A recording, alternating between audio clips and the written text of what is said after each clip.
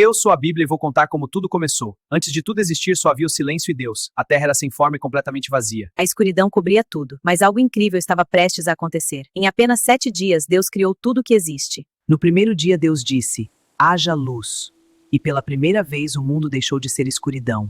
No segundo dia, Deus criou o firmamento, separando assim águas e águas, criando o céu.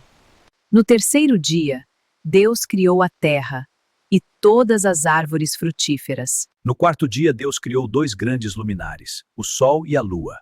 E também fez as estrelas. No quinto dia, os mares ganharam vida com peixes e baleias e os céus se encheram de aves. No sexto dia, Deus criou os animais terrestres e o ser humano. Deus abençoou todos os dias da criação. E no 7º dia, Deus descansou. Comente aqui qual desses dias mais te impressionou. E compartilhe este vídeo porque no próximo capítulo algo inesperado acontece no Jardim do Éden.